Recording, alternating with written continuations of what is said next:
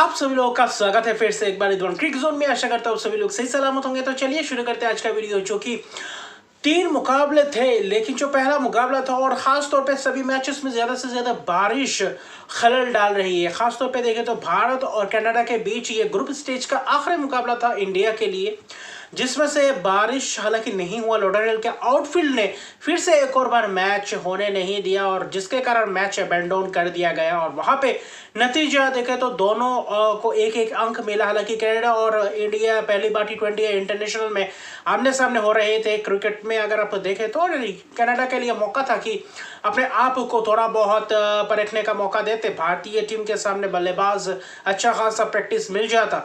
बुमराह, अर्शदीप सिंह ऐसे गेंदबाजों के दिग्गज गेंदबाजों के सामने, दिग्गज बल्लेबाजों के सामने गेंदबाजों को टेस्ट करने का मौका मिलता है। लेकिन वहां पे कैनेडियन को जो एक्सपीरियंस मिलना था, इससे पूरी तरीके से देखे तो दूर रह गए, क्योंकि ये मुकाबला हुआ नहीं और वॉश्ड आउट। ये थोड़ा बहुत अमेरिका के फ्लोरिडा में जो ड्रेनेज सिस्टम नहीं है, जिसके कारण मैचेस रद्द से रद्द होते जा रहे हैं।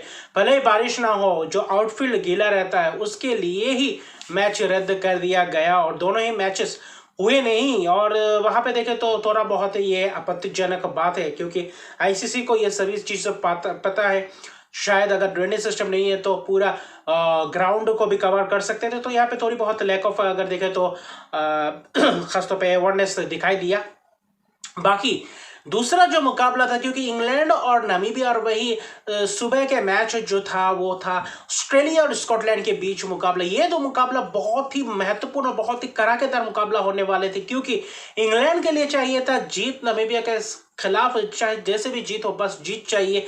मैच होना जरूरी था और वहां पे था बारिश एंटीगा में, जहां पे शुरुआत में बारिश होते रहा, बारिश होते होते देर रात को मैच शुरू हुआ। आखिर में जाकर 11 ओवर का मैच फिर बल्लेबाजी करने होते हैं। लेकिन जो 3 ओवर पहले था, पावर प्ले का 3 ओवर, 11 ओवर या 10वें ओवर में 3 ओवर का पावर प्ले होता है, जहां पे डेविड विजे अपना आखिरी इंटरनेशनल मैचेस खेल रहे थे। डेविड विजे, और क्या दिन चुना, क्योंकि डेविड विजे ही प्रदर्शन करते हुए फिर से एक और बार दिखाई दिया नामीबिया के लिए, जहां पे विकेट्स चटका है। अगर आप देखें तो जबरदस्त पावर प्ले में रन्स नहीं दिए, सिर्फ 18 रन ही दिए, जिसमें से 2 विकेट गवा चुके थे इंग्लैंड के टीम। बटलर 0 पे चलता कर दिए थे।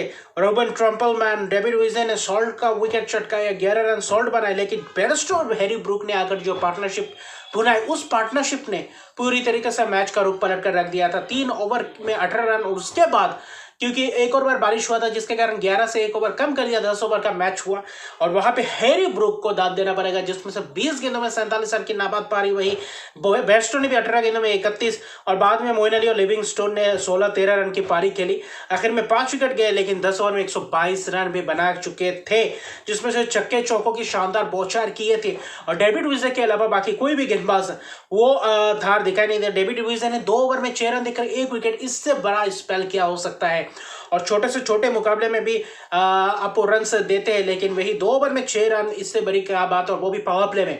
तो और वो भी इंग्लैंड के दिग्गज और आक्रामक बल्लेबाजों के सामने आपने वो गेंदबाजी की। बाकी औपचारिकता ही था, ट्रम्पलमैन ने 2 विकेट तो चटका, लेकिन रन आखिर में देते रहे। अगर वहां पे रन थोड़े बहुत रोकते हुए दिखाई देते, कुछ कैचेस भी छूटे, कुछ रनआउट्स भी मिस हुए, लेकिन वहां पे जो पार्टनरशिप था हैरी ब्रूक और बेयरस्टो का 56 रन का पार्टनरशिप, फिर 38 रन की पार्टनरशिप मोइन अली और हैरी ब्रूक, यानी कि छोटे से छोटे मैच में भी अच्छा खासा बड़ा टोटल स्कोर खड़ा कर दिया था, जिसमें से पूरी तरीके से दिक्कत में आते हुए दिख रही थी। क्योंकि 10 ओवर में 126 रन चाहिए थे डीएल के हिसाब से, डीएल मेथड के हिसाब से, जिसमें से शुरुआत में बेन लिंगन और निकोलस डेविन जो बल्लेबाजी क्रम उनके पास था, 5 ओवर तक विकेट्स नहीं गए थे, लेकिन रन्स भी नहीं बने थे।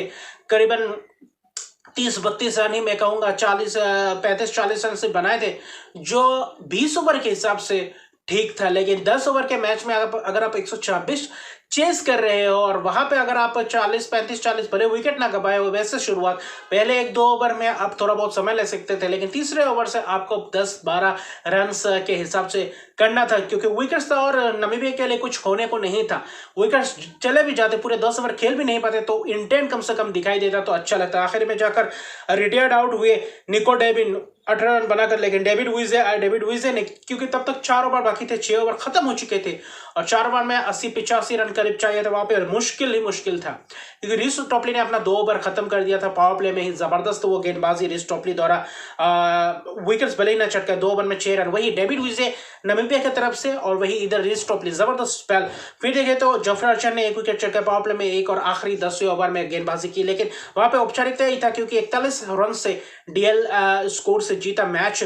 और 27 रन की पारी के लिए डेविड लुइस ने सिर्फ 12 गेंदों में 2 छक्के 2 चौके लगाए। जबरदस्त अंदाज में आदिल रशीद के ऊपर प्रहार किया, तेज गेंदबाजों को भी प्रहार किया, लेकिन आखिर में अगर थोड़ा बहुत पहले तो शायद ओपन करवाने के लिए भी भेज सकते थे, थोड़ा बहुत बैटिंग ऑर्डर चेंज कर सकते थे, जहां पे दिग्गज बल्लेबाज थे, बड़े बड़े हिट मारने वाले, यान फ्राइलिंग भी थे, जजेस स्मिथ्स भी थे, तो आपके पास मौका था। लेकिन वही अगर रिटायर्ड है तो पहले 3-4 ओवर में कर जाते, और वहां पे डेविड लुइस और 2 ओवर पहले आते तो शायद मुकाबला अपने गिरफ्त में भी कर सकते थे नामीबिया, क्योंकि 10 ओवर में 84 ही रन बनाया, 3 विकेट के, 1 रिटायर्ड आउट। उसके अलावा देखे तो वो धार गेंदबाजी में फिर से एक और बार नहीं दिखाई दी, किफायती स्पेल है, रन बनाने नहीं दिए, लेकिन विकेट्स भी चटका नहीं पाए इंग्लैंड की टीम में। लेकिन सबसे ज्यादा जरूरी था जीत, और वो जीत हासिल करके 2 अंक महत्वपूर्ण अर्जित की, और वहीं पे था, क्योंकि बारिश खलल डालने के बाद भी आखिर में जो मैच हुआ उसी ने तो इंग्लैंड को फायदा कर दिया। बाकी जो आखिरी मुकाबला था स्कॉटलैंड और ऑस्ट्रेलिया के बीच, जहां पे ऑस्ट्रेलिया ने टॉस जीतकर गेंदबाजी करने का फैसला, जहां पे कुछ बदलाव दिखे, जॉश जरूर पैट कमिंस से नहीं खेल रहे थे, और वहीं पे देखे तो एस्टन एगर एक स्पिन ऑप्शन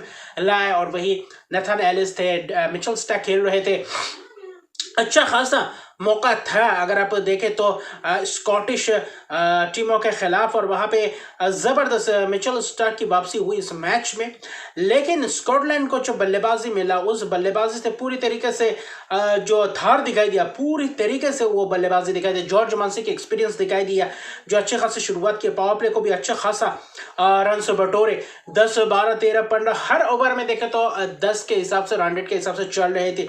आखिरी 5 ओवर में थोड़े बहुत रन है, लेकिन जो बीच में स्पिनर्सों ने भी हालांकि रन्स दिए, ऐसा नहीं, लेकिन मैं कहूंगा सभी गेंदबाजी थोड़े से महंगे रहे। विकेट्स भले ही चटकाए हो, मैक्सवेल ने 2 विकेट चटकाए, एक ओवर में उनको भी छक्के चौके की बौछार हुआ था, उनके ऊपर भी जो ब्रेंडन मैकमूलन की जबरदस्त प्रदर्शन, 60 रन की प्रदर्शन, 7 रन की पारी, वो बहुत ही अहम पारी। एस्टन जैम्पा के ऊपर प्रहार कर रहे थे, ग्लेन मैक्सवेल के ओवर पे भी प्रहार, मिचेल स्टार्क को भी आरे हाथों लिया, यानी कि स्कॉटलैंड की जो बल्लेबाजी थी, जबरदस्त बल्लेबाजी, 180 रन बनाए 5 विकेट के नुकसान पे, जो महत्वपूर्ण ये पारी दिखाई दी। मानसी 35 रन, ब्रेंडन मैकमूलन 60 रन, कप्तान ने 42 रन की नाबाद पारी 31 गेंदों में, और थोड़ा बहुत तेजी खेलते तो अच्छा रहता है। ब्रेंडन मैकमूलन का जो 6 छक्के, जबरदस्त अंदाज में 6 छक्के लगे, 34 गेंदों में 60 रन की पारी, उस पारी बहुत ही महत्वपूर्ण पारी था, क्योंकि 90 रन की करीब पार्टनरशिप मंजी और वही खासतौर पे देखे तो ब्रेंडन मैकमूलन का फिर थोड़ा बहुत और पार्टनरशिप्स किए बीच में, लेकिन और थोड़ा बहुत और रन से बटोरते। आखिरी पार्टनर जो क्रिस ग्रीव्स और बैरिंगटन थे, थोड़ा और रन बटोरते, क्योंकि अच्छा खासा रहा बल्लेबाजी में, उतना खास मैं नहीं कहूंगा, क्योंकि गेंदबाजी उतना खास रहा नहीं इस मुकाबले में ऑस्ट्रेलिया के द्वारा। और 180 रन बना गए, ऐसा लग रहा था कि क्या 181 रन आसानी से चेस कर जाएंगे ऑस्ट्रेलिया टीम, अगर सिर्फ जीतते स्कॉटलैंड, वहां पे पूरी तरीके से स्कॉटलैंड क्वालिफाई कर जाता सुपर 8 के रेस में। वहां पे शुरुआती अच्छा खासा रहा, 13वें ओवर तक अच्छा खासा पकड़, क्योंकि पावर प्ले में भी रन से उतना बटोर नहीं पा रहे थे।